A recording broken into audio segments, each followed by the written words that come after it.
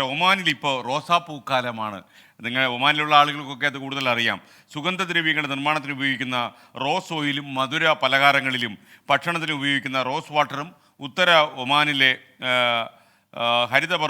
പർവ്വതത്തിൽ കൃഷി ചെയ്യുന്ന ദമാസ്ക് റോസാപ്പൂക്കളിൽ നിന്നാണ് നിർമ്മിക്കുന്നത്. ഈ മനോഹരമായ ഈ പ്രദേശത്തേക്ക് നിങ്ങളെ ഒന്ന് കൂട്ടിക്കൊണ്ടു പോകാം എന്ന് ഞങ്ങൾ വിചാരിക്കുന്നു. അപ്പം അതൊക്കെ നമുക്ക് അങ്ങോട്ട് പോകാം.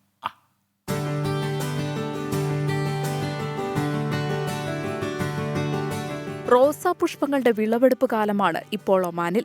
ഉത്തര ഒമാനിലെ ഹരിതപർവം എന്നറിയപ്പെടുന്ന അൽ ജബാൽ അൽ അഖാദറിലാണ് ഏപ്രിലും മെയിലും അതീവ സുഗന്ധമുള്ള ദമാസ്ക് റോസാ പുഷ്പങ്ങൾ വിരിയുന്നത്.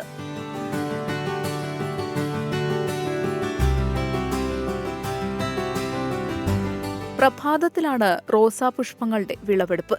അതിനുശേഷം അവ ചെറിയ പാത്രങ്ങളിലാക്കി ചൂടാക്കി അവയിൽ നിന്നുമുള്ള നീരാവി തണുപ്പിച്ച് റോസ് വാട്ടറും റോസ് ഓയിലുമാക്കി മാറ്റുന്നു. സുഗന്ധദ്രവ്യങ്ങളിലും ആയുർവേദ ഉൽപ്പന്നങ്ങളിലുമെല്ലാം റോസ് ഓയിൽ ഉപയോഗിക്കാറുണ്ട്. റോസ് വാട്ടർ ഒമാനി കാപ്പിയിലും മധുര പലഹാരങ്ങളിലും ഭക്ഷണത്തിലുമെല്ലാം ചേർക്കാറുണ്ട്. ഉത്തര ഒമാനിലെ റോസാ പുഷ്പങ്ങളിൽ നിന്നുള്ള റോസ് ഓയിലിനും റോസ് വാട്ടറിനും വലിയ ആവശ്യക്കാരുണ്ട്.